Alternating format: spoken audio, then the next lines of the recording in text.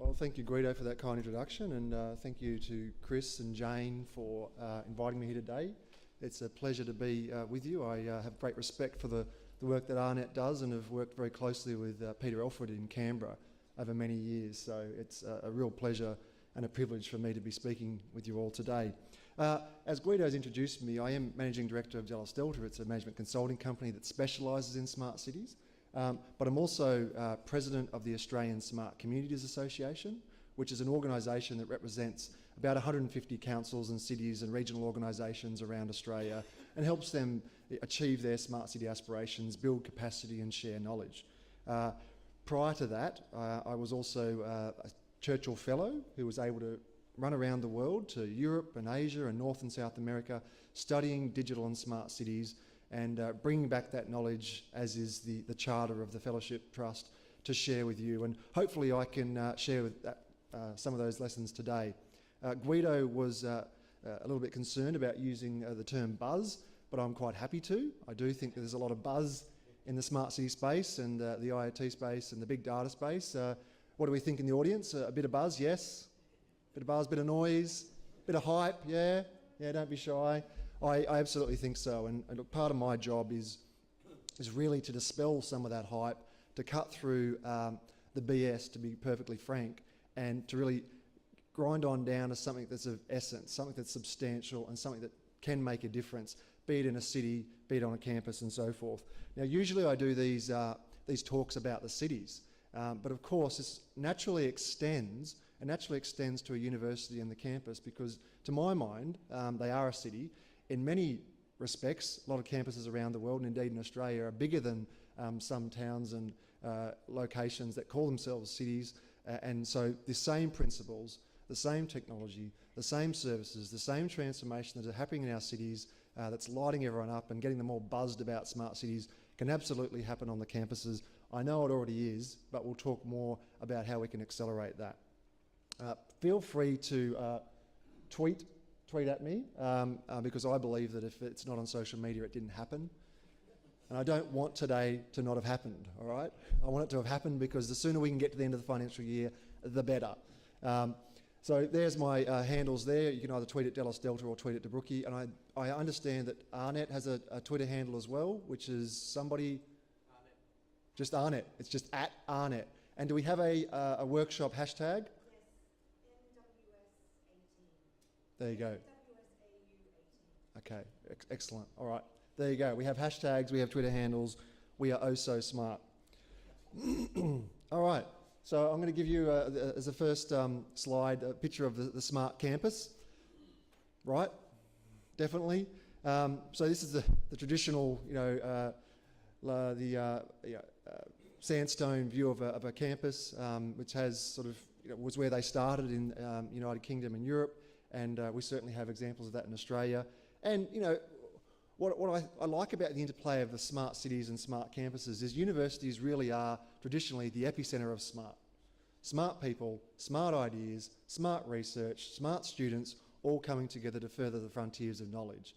And that's certainly the case, and it certainly has been the reputation they've built for themselves. But in my opinion, and in my observation and my research, I do believe that despite universities being highly engaged in the smart city dialogue, being advocates, being leaders, being those who are exponents of smart city technology and new ideas and new innovation, I'm sad to say that I believe that on their campuses, in most instances, and there are exceptions, and I think this is changing as well, so bear in mind those caveats, that their ideas and their vision is not being fully expressed on the campus. And I believe there are really strong reasons why universities should create their own little smart cities on their campus as an example, as a living manifestation of smart cities, so that they can have greater credibility when they're advising and advocating cities and councils and organisations and federal and state governments about what smart cities can look like. That's my thesis today. And of course, you in the room will know better than me whether that thesis is reasonable or not. But bear with me, let's work through it and see how far we get. Let's at least have the conversation and open up this dialogue. I'm going to start with the Winston Churchill Memorial Trust because it basically putting a picture up of Winston Churchill gives the whole talk more gravitas, so I can bask in his reflected glory for what it is, the good and the bad of Winston Churchill, of course. Anyone, most people familiar with the Churchill Trust? Yes? A couple of hands up? Yep. Basically what it is, when Winston Churchill died in 1965, they set up a trust. They ran around Australia picking up pounds, pennies and pence. They got a couple of £1 million, put it in a trust fund, and ever since then they've been able to send lucky Australians like myself overseas to study their passions and study particular areas of and particular fields and bring back that knowledge to Australia. A fantastic fellowship trust, and by all means please look it up. I'd encourage all of you to think at some stage about putting in an application. It is wonderful. I was lucky enough to travel around to Europe, as I said, North and South America and Asia, a fantastic trip of smart city discovery. I got to speak to my counterparts. I was previously the Director of Smart Cities and Smart Regulation in ACT Government. I got to speak to my counterparts in all of those cities, the people who are actually behind the veil, looking under the hood and seeing how to create a smart city. And I'll give you an example of why that's important and why I do truly believe that there's a lot of hype in smart cities. And apologies to my colleagues in Barcelona, but while they are really considered standouts in the smart city space, you go and talk to the people who are delivering it and building it, and you find out all the nuts and bolts and what's actually happening. For example, their Wi-Fi network, all right? It's touted as one of the best in the world and it blankets the whole city and you've got hundreds of access points, but you go to Barcelona and you find out that they've throttled it at 256 kps. You can't use it, really. I mean, I was standing out front of the La Sagrada Familia, the big cathedral there that Gaudi built, and they're still building, holding my phone up in the air, moving around, trying to find the best place to get a little bit of reception and a little bit of connectivity. So you really got to understand that sometimes the talk is up here and the delivery is down here, and that's okay to a certain extent because a lot of this is about building reputations, and I'll talk about how important it is for building a university's reputation down the track. But it is always important to dig a little deeper. I'm very happy to be a critical thinker about smart cities, despite it being the field I work in. Now, there are 10 key principles, 10 key success factors that I've seen from working with cities around the world, from working with organisations, from working with governments, that really relate and drive and ensure that smart city aspiration can be turned into smart city success. The same principles apply to small towns. The same principles apply or can be applied to campuses, to university campuses. So let's just quickly go through these principles, and I just want you to imagine and think, well, how is this being applied on our campus, and how could we improve the application of this principle? The first one, number one, is be a digital democracy. What I mean by that is not being too tech-focused. Actually make it about the people. Make it about your stakeholders. Make it about your students, your teachers, your researchers, those who live, work, play, move through your campus, okay? And there's two aspects to that are quite reflexive. One, talk to people about digital technology, okay? Many cities have done immense damage by just imposing digital technology that they believed was the answer on them, never sat down to think about how they might be co-designed, what their needs were and so forth. The other aspect of this first principle is use digital to talk to people. Use digital to talk to people. You'd all be aware of how powerful and how much you can lever up and expand conversations and engagement by using digital technology. In my day job, I often do engagement sessions face-to-face with community where one person turns up. One person. We have a great little cup of tea and a chat. It's fantastic. But in my surveys and so forth, I get hundreds if not thousands of people who provide input and advice about how to build their digital city. All right? So on your campuses, I must stress how important it is to continue that conversation with your students and your teachers as far as possible. Understand what their needs are, understand what their experiences are, understand what the barriers are, understand how campus life could be improved before we start thinking about technology.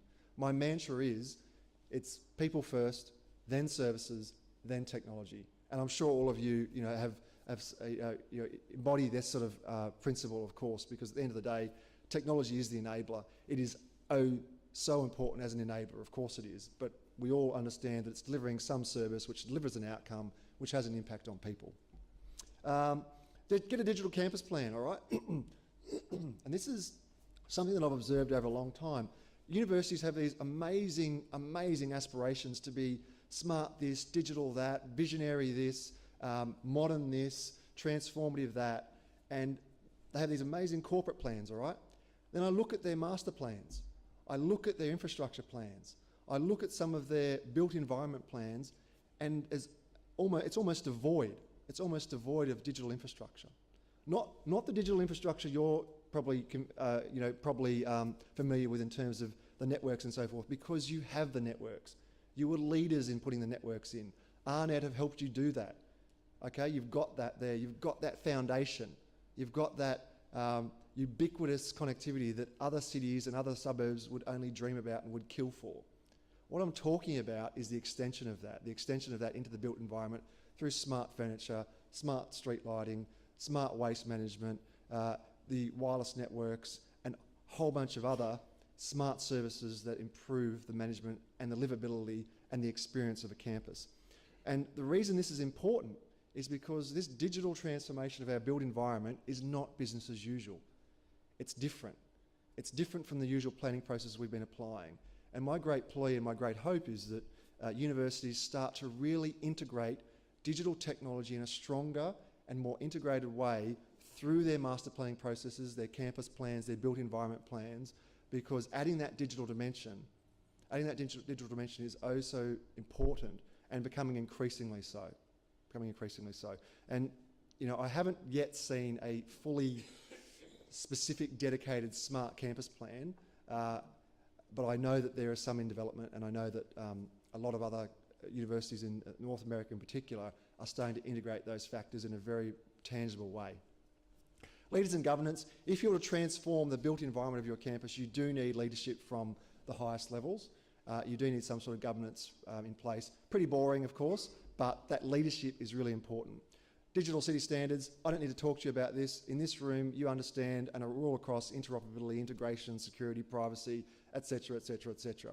Okay, you're the heroes of this space, but I've seen too many cities who jump into the smart city space without any consideration of the standards of how it's going to be rolled out, of extensibility and so forth, and they get themselves into problems. But of course, with you in the room, they have good advisors. Prioritise digital projects, pretty standard, okay, but in the smart city space, and this is part of the buzz is that it's just so big. You don't know what to focus on, and you don't know which technology or which vendor who came into your door today or yesterday you should be working with. You've really got to impose a very rigorous prioritisation methodology. New business models, I'm going to talk to you about that. I'm going to talk to you about how America in particular are leading the way with that. Partner for the win, obviously, we're all here as part of a broader partnership and collaborative venture, and you understand how important it is in these technology and IT spaces. But again, in the smart city space, the smart campus space, multidisciplinary, those partnerships become even more important. Modernised regulation and business process. The idea of this is that technology you can throw around pretty easily, but one of the biggest constraints in actually rolling it out for civil works and so forth, but also in terms of implementation, often is regulation or your internal business processes and practices that inhibit what you want to do. Gear your campus for innovation. I'll talk more about this. This is about the idea of the living lab, the urban innovation concept. And finally, set digital targets. Put it in there, snuck it in there, because nobody does this very well anywhere in the world, really, from my observation, particularly for cities, because accountability is anathema for most of us at the best of times. But I always live in hope that we can be more accountable and set some targets. Okay, now these are city-related plans, okay? But imagine what it might look like for your campus. A mini city, a mini town, a mini suburb, a mini precinct.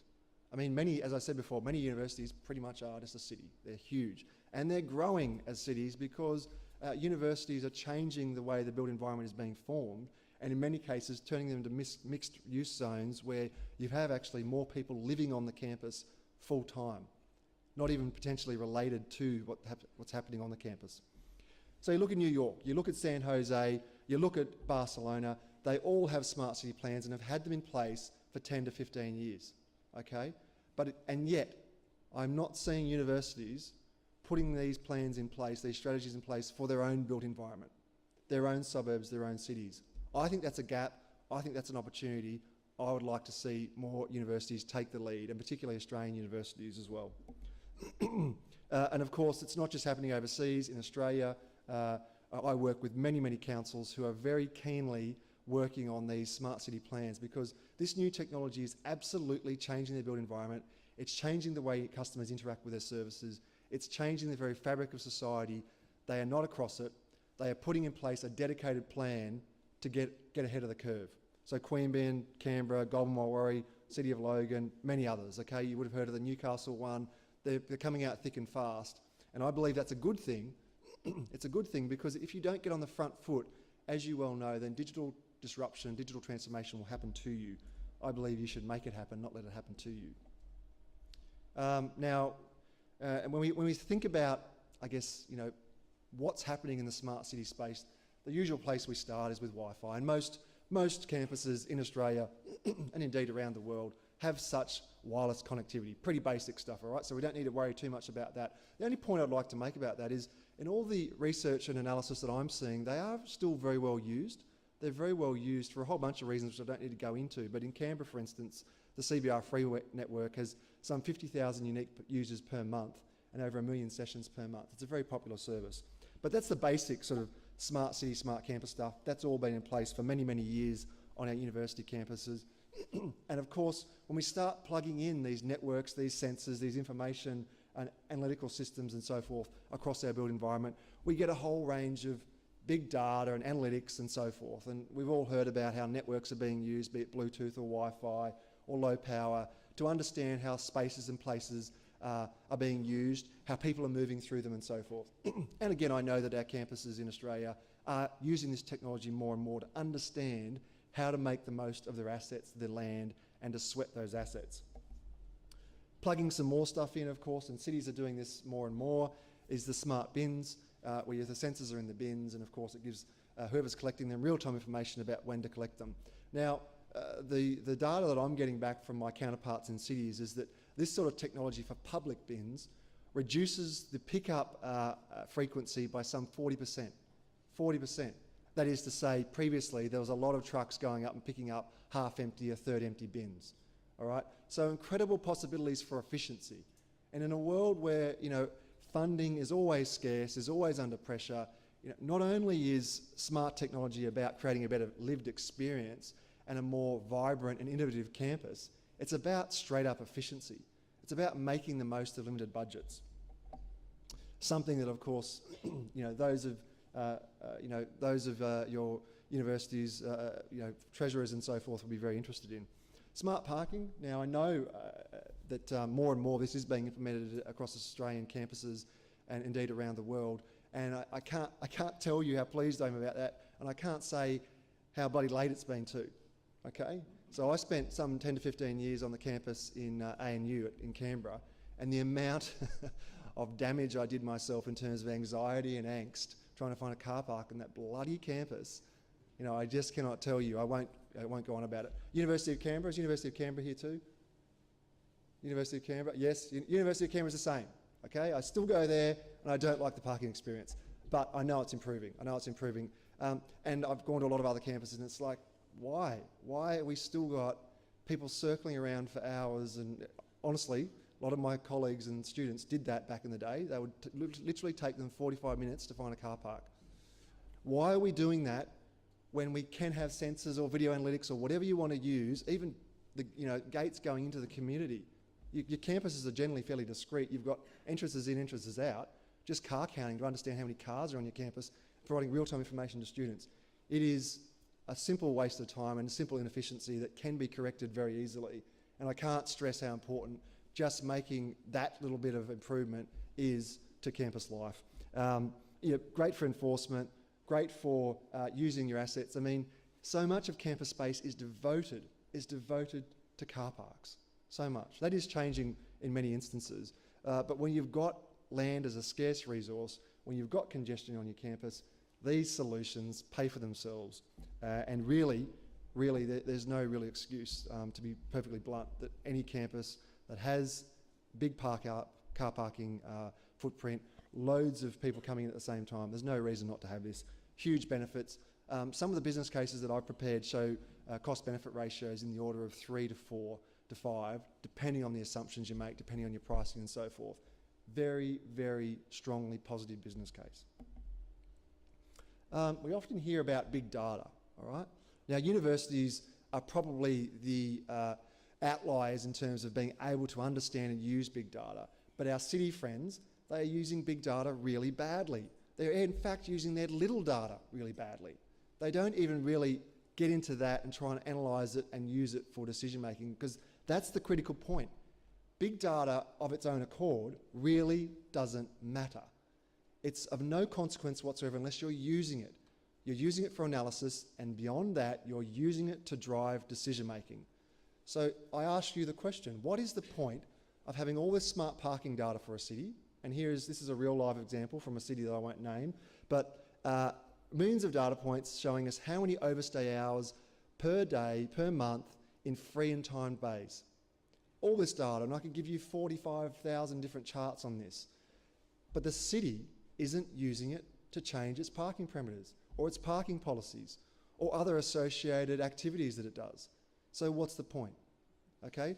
So my plea to you is, when you start collecting big data on your campuses, which I know in many instances you already do, please make sure that that analysis that you're doing, because I'm sure in most cases universities are at least analysing it, make sure that data is going to decision makers at the right time, in the right moment, to drive changes in activities and policies. Too much data goes by the wayside, is not used. What a waste. What an absolute waste. So my concern really is not so much about big data, because collecting big data is super easy. With sensors and computers and networks, you can collect so much data. My concern is about the performance frameworks. What is the pulse of your campus? What do you want it to achieve? What's it doing well? What's it doing badly? If you don't have a performance framework around that, if you don't know what you're aiming for, all the big data in the world isn't going to help you much. In fact, it might be really easily misinterpreted and misused. We're all aware of how smart streetlights are being used now as a backbone for a range of activities. And of course, cities around the world, and Canberra's a good example, are upgrading their streetlights to LED, saving themselves hundreds of thousands of dollars in operating cost, but also putting the smart controllers on with the real-time dimming and brightening based on sensor movements, etc., etc. And of course, it's a great thing to put your Wi-Fi networks on and other sensors and other IoT devices, etc. The reason why I stress this one is, of course, whenever you're doing civil works on campus, for the love of all things holy, make sure that there's a digital dimension that goes in as well. Because as soon as you're trenching, and as soon as you're digging up stuff, and as soon as you're shutting down roads, which is all very expensive, requires a lot of permits and so forth, make sure that digital goes in at the same time, be it your sensors, be it your equipment, whatever it is the best time to get it in. The figure I work off is usually for digital technology, about 70–80% goes towards civil works in smart city projects, okay? That's a lot of money that goes towards civil works. You don't want to be double using that budget. As I said, campuses are big cities, or small cities, however they look, and sustainability, of course, is a real focus of all campuses. And there are a range of ways of better measuring in real time what's happening on the campus. That is happening now, be it smart meters, be it smart irrigation, be it smart environmental monitoring, okay? Understanding what the pulse of your campus is, understanding how you're going with sustainability, adding an extra dimension to your reporting to improve that outcome. I'm a big believer that if you're building a smart city or a smart campus, then you should bloody well build a smart city or a smart campus. And this goes back to my point before. Why are you putting your buildings up? Why are you doing your new construction of precincts and so forth? Make sure that digital is front and centre. Everyone who's responsible for an infrastructure or building project or even a service project on campus should be forced to ask the question by process or by collaboration or by culture, what is the digital dimension? What is it? Where is it? How are we going to use? What I'm seeing again too often is specs go out, be they for buildings, for precincts, for new bits of hard infrastructure, that gives zero thought to what digital infrastructure needs to go in and gives zero thought to how that infrastructure is connected with the broader digital ecosystem on campus or in a city. That needs to change. That needs to change. They need to be better integrated. And whether that's a matter of culture, whether it's a matter of process, whether it's a matter of capacity, whether it's a matter of your internal regulations, that doesn't matter. It just needs to be more closely integrated.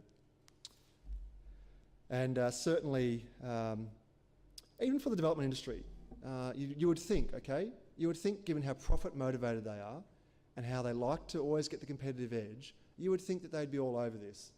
But in many instances, a lot of the development sector really aren't. They really aren't, for a whole host of reasons. Probably not because they don't want to, probably not because they're not aware of it, but really because of BAU is so strong. It is such a strong and compelling force. More than that, regulation around planning and processes is extremely, extremely onerous at times. Okay, so integrating your planning and reducing red tape so you can better integrate your digital dimension are really important lessons and ideas and concepts that I'd like you to take away.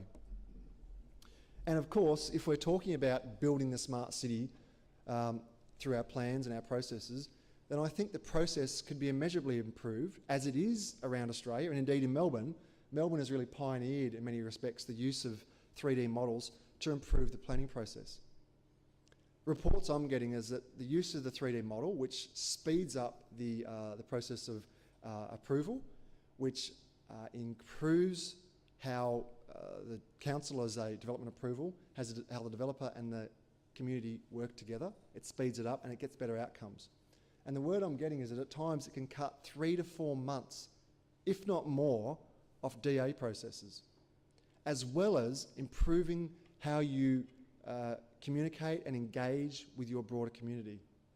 I'm a big believer that these digital models will not only one day be the standard for planning processes, but we will start to integrate more co-design, more participation, so that the city is not seen as static and the domain of developers and council, but as the domain of everyone who lives there. And for you, that means your students, your teachers, those who are visiting, those who are working on the campus. Being able to co-design a campus and unlock the full creativity of the intense and immense brain power on your campus, I mean, I think it offers remarkable, remarkable possibilities. Might be a little bit pie in the sky, but honestly, this is where many cities, particularly in Europe and North America, are starting to take their planning processes. So it is happening. And what I like about these 3D models is it has digital people. I mean, you can see things from the perspective of people. I can tell you now that most students on campus, most teachers on campus, most researchers on campus really won't have the best understanding if you throw a schematic in front of them, 400-page engineering report. Okay? Universities are probably populated with a higher proportion of people who will understand that document or will bloody well work hard to find out what it means. However, for the most part, you've got to make this interaction easier.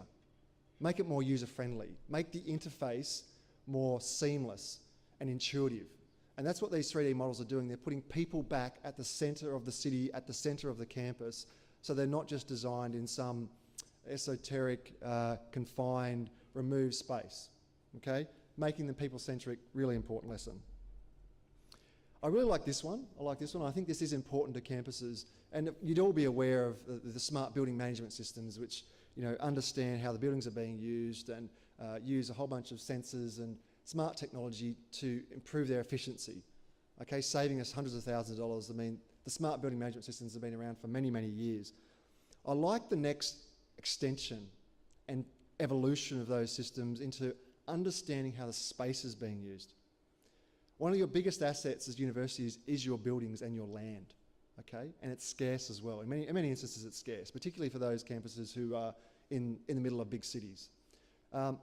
With those buildings, with that land, trying to sweat the asset and make sure the best use of those assets is really, really valuable. And they're doing it now with a range of systems that put sensors in the buildings and a range of other mechanisms and networks and so forth, and analytics to understand movements, to understand the hotspots, to understand the dead spots, to understand what times and frequencies buildings are being used. Not only does that feed back into your building management system and your energy, but it can feed back into your planning. Was this new building a good idea? Is it being used the way we expected? How can we get better functionality and usage out of this building? All right? This sort of information for your planners, for your university leaders, is immensely, immensely valuable, okay? They have to know the value of their buildings and how they're being used. This sort of technology, and certainly for a lot of governments, they are starting to use this technology in their big new gov hubs, their new sort of co-located working spaces, so that they can even change their building management and change its configuration almost on a weekly basis. And in fact, a lot of workplaces now, of course, are shutting down whole floors and pushing everyone to a co-working space on a whatever floor it is, because it saves energy, saves power. It also creates the collaborative atmosphere. Disruption of modern regulation. Now, we're all very clear about how regulation in terms of transport, in terms of Airbnb, is being disrupted by new digital mechanisms. Now, the same principles will apply on your campus. I've heard tell, I'm not sure if it's true, that universities are sometimes like government departments. They're a little bit bureaucratic. I don't know if that's just a vicious rumour. No? Maybe a little bit? Okay, if it's scuttlebutt, correct me. I've heard there might be a little bureaucracy on university campuses and to university planning processes and so forth.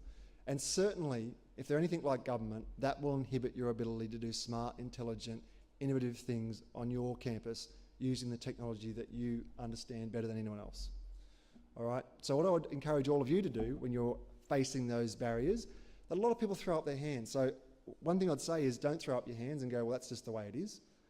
Keep persisting and lobby your university to tap someone on the shoulder, to anoint them, to give them mandate, to continue a process of red tape reduction and modernisation of business processes on campus, because that will make your jobs much easier. It will make your jobs much easier. You can do your jobs much more efficiently if you have less hoops to jump through. And I'm not talking about hoops of security and privacy and making sure of reliability and so forth. I'm not talking about operational hoops. I'm talking about straight up bureaucratic planning and structural and hierarchical constraints. They inhibit smart city planning around the world. And from the interviews I'm having with your colleagues around Australia, they inhibit what you can do on campus. Somebody needs to be tapped on the shoulder and said, you're responsible. You're responsible for making this easier. The campuses are innovation lab. Now, campuses have been for many, many years a place of innovation. They've had laboratories on them for hundreds of years where research is done, where things are tested and trialled, where theses are worked out and proved or disproved. Now, I like this concept of the Urban Innovation Lab, the Sandbox, because it really is a natural extension of what a university is. But rather than take all the testing and trialling of new technology out of, rather than keep it in the laboratories, in buildings, you can treat your space, your streets, your open spaces, your public places, your buildings, as a laboratory, a place that you can test and trial technology, particularly technology that might have broader urban application.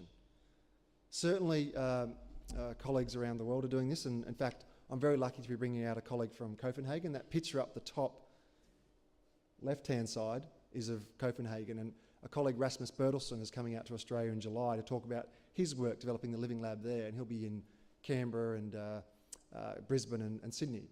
And what they're doing is they're really unlocking the potential for innovators and researchers to use the city to test their ideas, to test their new technology, to test their innovations, giving them commercialisation pathways, giving them greater credibility when they come out with new ideas because they've actually been tested in a real environment, but also increasing the dialogue with community, who want to understand how do we co-create our city.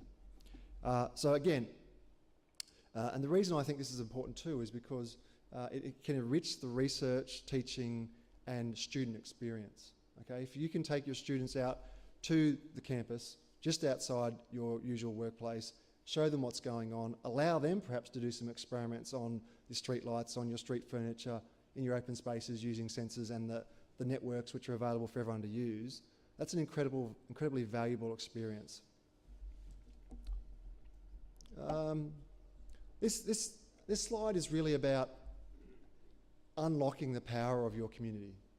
I mean, realistically, you have the greatest horsepower of intelligence per capita in any city around the world because you're just such a concentration of intelligence, be it through research, be it through technology, like the people in this room, or otherwise. Now, there's a growing push in cities around the world to unlock that creativity through digital technology. I'm going to give you two examples. The first is on the left-hand side. That's from the city of Lima. So you walk on into that city, you log on to the Wi-Fi, it immediately suggests that you download an app which gives you real-time geolocated information about what's happening in that city. Okay, so you improve the visitor experience, you improve the city experience. And indeed, I know a lot of campuses have such technology already, all right, through a range of platforms, applications, interfaces, and so forth. But again, it's about adding that digital dimension, adding the digital dimension to enliven your campus, to make it more vibrant. Secondly, on the right-hand side is what's called e-voting in the city of Seoul. It's an online platform again, where 80,000 people in that city have signed up to it voluntarily. And the city pushes out information, it pushes out issues, it pushes out things for them to vote on in real time. And so instead of having a town hall meeting where 25 people turn up to talk about a particular policy issue, they get up to 80,000 people voting and providing feedback in real time in a platform that can be very easily analysed and collated. All right? So again, as you're creating your campus, as you're building it, as you're trying to improve the vibrancy and experience on your campus, I'd encourage you to, I guess, work with your communications departments and engagement departments and those who are in positions of executive leadership to really improve the mechanisms that are being used and indeed the principles of your campus digital democracy. All right? Leverage smart funding. Now, I like these two examples because it's not all about just grabbing new funding and trying to get a new budget bid through. In San Jose, that's on the left-hand side, Philips came in to upgrade 1,000 streetlights to that city. At what cost? What cost? How much did the city pay for it? Nothing. They didn't pay anything. They paid nothing, despite it delivering thousands and hundreds of thousands of dollars of savings. They paid nothing because on 50 of those streetlights, they had microcell towers that they then on-sold that data capability to the telcos. All right? The city makes some money or saves some money through more efficient lighting and newer assets. Philips makes some money. The telcos are happy and the community's happy because they get better lighting amenity and they get less digital black spots for their mobile phones. On the right-hand side, you'd all be aware of this one, Link NYC in New York. 7,000 telephone booths being upgraded to super smart hubs, gig per second Wi-Fi, which we all get at home, yeah? Yep. Maybe on campus. 100 gigs, is it, Chris? 100 gig Wi-Fi on campus, that'd be, imagine what you could do, yep. So even the homeless people in New York are getting gig per second Wi-Fi. That's awesome, isn't it? That's awesome. Imagine that sort of world. How cool is that? That's digital inclusion. And again, how much did the city pay for it? Big fat zero. They didn't pay anything for it, apart from the opportunity cost as an economist, with my economist hat on. But they paid nothing for it because the consortium who did it is making money. They're making money from the data, they're making money from the advertising. You can see that there. Okay? And they're sharing it with the city. $500 million to the city, $500 million to the consortium over 5 years, they're estimating. Incredible. Now, leave aside the arguments of, the ethics and the commercial arrangements around data and so forth. Assume that that was taken care of when it was done so very carefully. The point is that there are different business models that are coming into place that really allow acceleration of smart city technology in any precinct, in any place, and doesn't just mean you need to go to the university through the next budget bid to get more money. And of course, if you're playing in the smart city or smart campus space, I'd encourage you to engage in a range of partnerships, as universities are very good at doing. I know that many of the universities in this room are already partnered up with the Australian Smart Communities Association, which I'm president of. There are various international organisations. The Global Smart City and Community Coalition is just one of them. Cities too. Cities are a great place or great partners for universities to have because they have such smart city intelligence already, particularly cities like Wellington and the city of Adelaide, who I'm putting up as examples, but there are many others I could have put up, many others. I'm not trying to be exclusive here. But the reason it's so important is because universities have the ideas, they have the intelligence, they have the technology. If you're implementing it on your own campus, you have the credibility, most important, which you can then go to cities and work more closely with them. I can tell you right now that one of the biggest questions I ask universities when they come to me or my clients about ideas for their city is like, well, where have you tested it? Have you done it on your own campus? Have you proven that it can work outside a stagnant, sterile laboratory in the real place, in the real world, okay, on the street, in the buildings? Now, you have the ability to do all of that. You have the ability to do all of that on your campuses and come to cities with stronger, more compelling business cases why the technology that you're developing should be rolled out on a grander scale. Should be rolled out on a grander scale. So, in conclusion, why the Smart Campus? To reiterate the points that I've made here today. Better campus, better experience. We've talked about saving money, okay? Your executive will be very happy about that. The better experience, right? Every university is in a competitive field. You've seen how crazy universities go about their rankings every year. They go mad for them, all right? But this can be a competitive advantage. We are facing a world where the students who are increasingly coming to our universities are digital natives. They expect a fully digital experience. They expect that any moment that they're walking across campus, there is a digital dimension that they're engaged with or is engaging with them. We've got to accelerate our efforts in this area. Reputation and brand. Universities are, again, obsessed with the reputation and brand. They have to be. They have to be. Their academic credibility depends upon it. Their financial viability depends upon it. This is another way of improving and of strengthening and solidifying that brand and that reputation. As not just a place where you can come and learn smart things, but the experience itself is more intelligent and is more modern and is more what people expect of modern life in any city. Efficiency of OPEX and CAPEX, rather boring in this topic area, but again, budgets are limited, budgets are constrained. How do we make the most of limited resources? Well, let's use our campus more efficiently. Let's save some money here. Let's build a smaller building that's actually used more effectively and has greater throughput. Let's be more sustainable in our resource efficiency and so forth. Enhance the teaching and learning and research experience. I've spoken to you about that. How about if our classrooms and our laboratories spill out into the open space that's on a campus? I know a lot of universities around Australia are doing this. They have the technology labs, sort of like makerspaces, and makerspaces on steroids, I have to say, amped up to the max, souped up. And they are looking at ways of being able to then take that laboratory experience out, test them for real-world application. Test them for real-world application. Yes, amazing the amount of theoretical knowledge and theoretical possibility that can be created in a laboratory.